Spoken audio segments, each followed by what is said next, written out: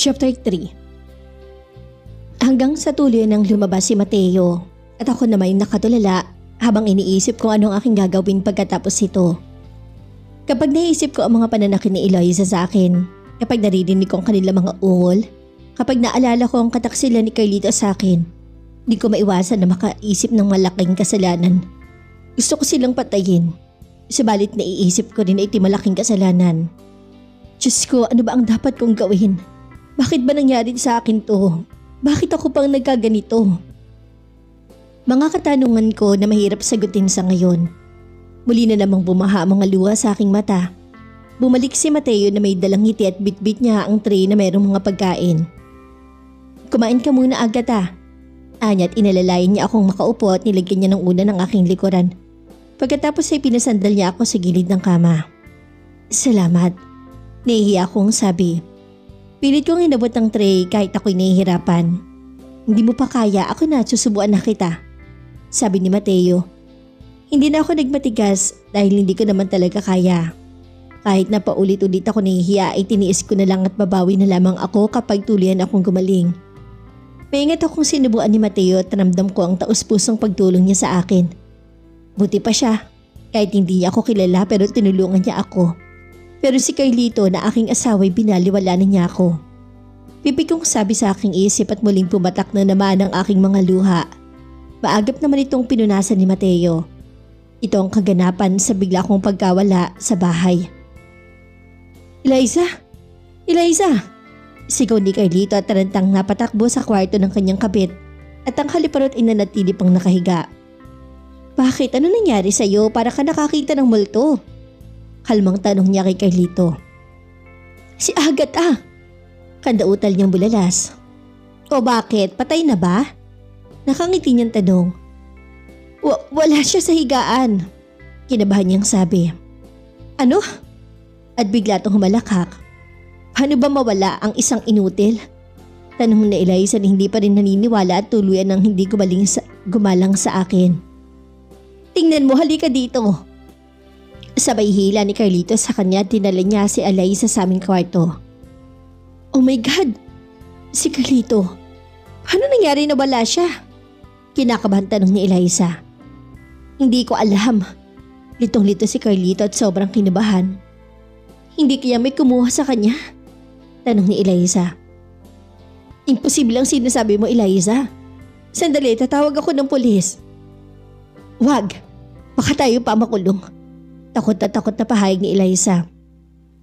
Pero anong gagawin ko? Litong-lito na ako. Hindi mapakali si Carlito na halos hindi alam ang kanyang gagawin. Ganito na lang.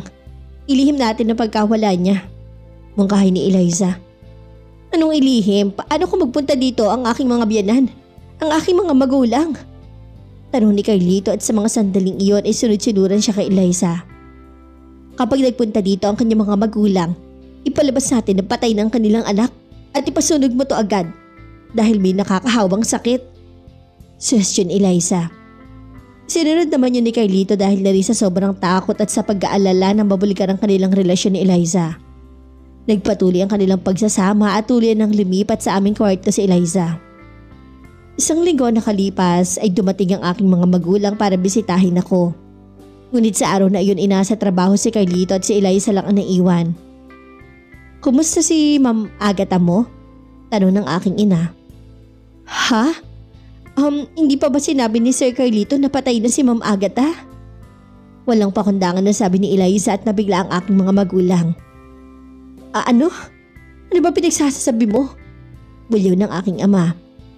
Agatha! Agatha! Sigaw ng aking mga magulang at patakbo ang mga to na pumanik sa itaas sabay bukas nila sa aming kwarto ni Carlito. Ngunit wala na doon ang aking higaan. Agatha, anak ko! Anak ko! Bumakaksak sa sahig ang aking ina at patuloy sa pagagulhol. Maagap naman itong inalalayan ng aking ama. Agatha! Bakit hindi man lang pinaalam ni Carlito sa nangyari sa ating anak? Walang tigil sa paghagulhol ang aking ina. Ganon din ang aking ama at galit ang nararamdaman niya para kay Carlito sapagkat hindi man lang sila inirespeto. Excuse me po, ito po ang abo ng inyong anak. Pinabibigay ni Carlito. Kayo na raw pang bahalang magtago nito. At At ang pili niya ay wala na raw kayong dapat balikan pa dito. Pagsisinungaling ni Eliza. Tinanggap naman ng aking ama ang jar na may lamang abo dahil sa pag-aakalang ako iyon. Nilisan ng aking mga magulang ang bahay namin ni Carlito. Ngunit dala nila ang galit at puot para sa aking asawa. Nang makaalis ang aking mga magulang ay biglang humalakhak si Eliza. Malaya na kami ni Carlito. Tagumpay ang aming mga plano at ngayon ay pwede na kaming magpakasal. Mamaya, ipaghahanda ko siya ng masasarap na pagkain at pagkatapos sasabihin ko sa kanya tungkol sa aming pagpapakasal. Sabi ni Eliza na mag-isa at ang akala niya ay magiging buhay prinsesya siya sa aming pamamahay ni Carlito. Sumapit ang gabi at dumating si Carlito at agad dong sinalubong ni Eliza. Hi honey, kumusta ang trabaho? Napagod ka ba? Ani Eliza sabay lambitin sa leeg ni Carlito. Bakit suot mo ang damit ni Agatha? Galit na tanong ni Carlito. Bakit? Masama ba? Wala na siya. At sayang naman kung hindi ko mapakinabangan. Nakasimangot na tugon nito. Hubarin mo yan. Galit na utos si Carlito at iniwan si Eliza sa may pintuan at nagtuloy siya sa kusina. Buwisit. Bulalas ni Eliza at padabog na umakit sa itaas. Nang makabalik ito sa baba ay agad naman siyang umupo sa tabi ni Carlito dahil nagsimula na itong kumain. Honey, baka pwede na tayo magpakasal. Walang preno niyang sabi at agad nagpanting ang tenga ni Carlito sa narinig. Alam mo bang pinagsasasabi mo, Eliza? Gusto mo bang makasuhan tayo? At sino naman ang magkakaso sa atin? Wala nang iyong asawa at sigurado akong patay na yon. Pasigaw niyang tugon. Medyo nainis naman si Carlito at tumayo at biglang iniwan si Eliza sa hapagkainan na mag-isa. Samantala, sa bahay ni Mateo, kumatok siya sa kwarto kung nasan ako. Agatha? Sambit ni Mateo. Pasok. Tugon ko at kasalukuyan ako nakaupo sa maliit na sala sa kwartong aking tinutuluyan. Kumusta na pakiramdam mo? Tanong niya habang papalapit siya sa akin at may dalang pagkain. Mabuti na ako at maraming salamat. Sagot ko. Mabuti kung ganun. Ngayon pwede na nating pag-usapan kung ano nangyari sa'yo. Panimula niya. Huminga ako ng malalim bago magsalita. Mateo, natingnan mo ba ang laman ng sling bag na aking dala nun? Tanong ko sapagkat bigla ko tong naalala. No. Sandali kukunin ko. Sabi niya tumayo to para kunin sa loob ng closet. Nang makabalik siya agad niya tong inabot sa akin. Kinuha ko naman ang phone at sinubukang i-on ngunit low battery ito. Kumuha si Mateo ng charger at agad niyang kinuha ang phone na aking hawak at sinaksak niya to sa charger. Muli siyang umupo sa aking harapan at tinitigan niya akong mabuti. Ramdam ko ang mahaba mong paghihirap. Agatha, ano ba talaga nangyari? Baka sakaling matulungan kita. Saan niya? Komatos ako sa loob ng mahigit 1 taon, Mateo. Nung natagpuan mo ako bago pala akong gumaling noon. Hindi ko maigalaw ang buo kong katawan. Bagkus kising nagising ang aking diwa at utak. Bagamat hindi ako nakakapagsalita. Panimula ko. Ano? Pero paano nangyari? Anong dahilan sa pagkakomatos mo? Pagtataka niyang tanong na parang hindi makapaniwala. Katatapos lang na aming kasal at papunta na sana kami sa hotel kung saan ginaganap ang reception. Isang trahedya ang hindi namin inaasahan ng aking asawa. Isang truck ang nakasunod sa amin at nawalan ng preno. Hindi na kami nakaiwas dahil sa bilis ng takbo nito. Nabagla kami sa isang puno at pareho kaming kritikal ng aking asawa. Ngunit maluba ang aking sinapit. Pakiramdam ko noon patay na ako dahil nakikita ko ng aking katawan na walang malay. Ang aking pamilya, ang aking asawa. Ngunit lahat sila hindi ko mahahawakan. Lumaban ako dahil hindi pa ako handang mamatay sapagkat ayaw ko pang iwan ang aking asawa. Sa loob ng 1 taon ay minahal pa niya ako at inaligaan. Subalit, kalaunan, nakalimutan na niya ako at sinukuan dahil sa kinuha niyang private caregiver na may lahing demonyo. Pagkatapos, ano nangyari? Tanong ni Mateo na parang interesadong malaman ng buong katauhan kaya nagpatuloy ako. Walang araw na hindi ako sinasaktan ni Eliza. Pero kapag nasa harapan ng aking asawa, para tong santa. Lagi ko siya nakikita sa kanyang pang-aakit sa aking asawa. Hanggang sa natukso na rin si Carlito. At mula nun, gabi-gabi na sila nagsisiping. Hindi nila maitago sa akin dahil ang lalakas ang kanilang mga ungol. Dasal ko na lang noon ay kung hindi man lang ako gagaling, sana kunin na lang ako ni Lord para matapos ang aking paghihirap at hindi ko na maririnig ang kanilang mga ungol na masalo nagpapadurog sa aking puso. Pero nang isinuko ako ni Carlito at sinabi niya mismo sa aking harapan, doon ko pinangako na hindi ako mamamatay. Dahil gusto kong pagbayaran nilang kanilang ginagawa at makamit ang hustisya na para sa akin. Pahayag ko na hilam sa luhang aking mga mata.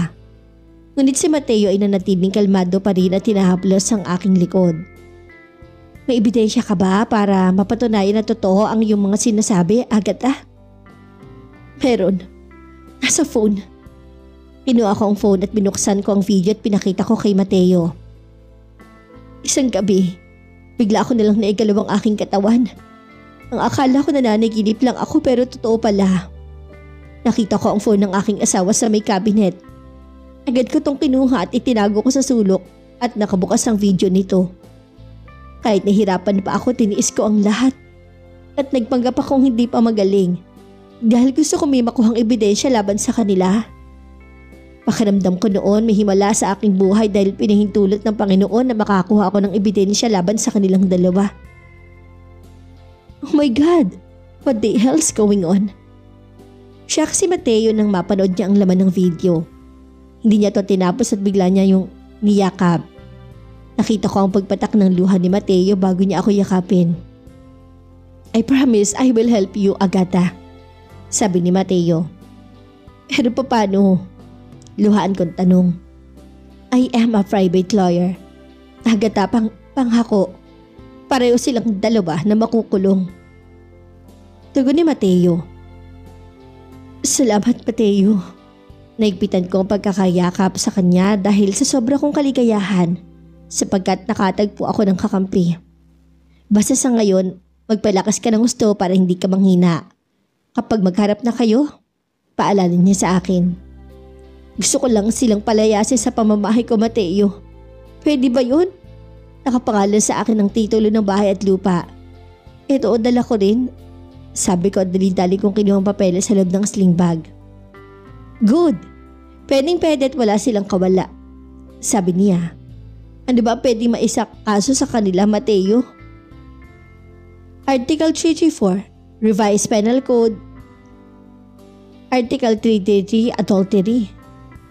Ang maisampa natin sa kanila at dagdag pa natin na kabit niya ng ito. Article 263, Serious Physical Injuries. Nakaramdam naman ako ng sobrang saya dahil sa mga sinasabi ni Mateo. Dahil lubusan akong gumaling, inigpaalam na ako kay Mateo para umuwi sa bahay ng aking mga magulang at doon na lang ako magsisimula ng panibagong buhay. Sigurado ka na ba na magaling ka na? Panigurado niyang tanong sa akin. Oo, Mateo. Sige, pero okay lang ba sa'yo kung dadalawin kita sa inyo? Oo naman, kahit araw-araw pa. Nakangiti kong tugon. Ngiti na maaninag mo. Mapipilitan lang. Bago ako umuwi, inihanda na ni Mateo ang lahat ng kailangan ko sa korte. Para sa pagsampa namin ng kaso at ang video ay naikopy na ito sa CD. Hanggang sa inatid na ako ni Mateo sa bahay ng aking mga magulang. Huminto kami sa gilid ng kalsada. Napabuntong hininga ako habang pinagmamasa ng kabuuan ng aming tahanan. Samahan mo ba ako sa loob? Tanong ko kay Mateo. Sige, samahan kita. Tugon niya sabay tanggal ng aking seatbelt. Salamat, sabi ko. Dali-dali siya bumaba at pinagbuksan niya ako ng pinto. Salamat, sabi ko ulit nang makababa na ako. Hanggang nasa tapat na kami ng pinto at nagdadalawang isip ako na kumatok dahil naunahan ako ng aking kaba. Si Mateo nang kumatok sa aming pinto sapagkat nakita niya ang nerbiyos sa aking mukha. Putol na sabi ng aking ama nang makita niya ako na nakatayo sa labas ng pinto. Gulat ang reaksyon niya at halos hindi makapagsalita. Agatha! Palumanin niyang sabit at dahan-dahang hinawakan ng aking mukha. Banag sa kanyang mga mata ang pagtataka. Pa! Sabit ko at nagsimulang umilit ang gilid ng aking mga mata. Buhay ka, Agatha? Tanong niya at nagtaka ako kung bakit niya tinanong yon. Oo pa, buhay na buhay ako. Sagot ko na may pagtatanong sa aking isip. Agatha! Agatha! Paulit-ulit na sambit niya sa aking pangalan at niyakap niya ako. Papa, namiss ko kayo ni Mama. Sabi ko at nanatiling nakayakap pa rin sa aking ama.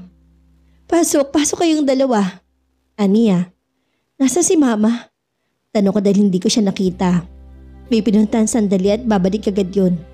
Agad naman akala namin patay ka na anak. Sabi naman ng aking ama at naging emosyonal ang kanyang boses at panay po na sa kanyang mga luha. Sino ba nagsabi sa inyo na patay na ako pa? Pagtataka kong tanong. Si Eliza. At ito, tingnan mo anak.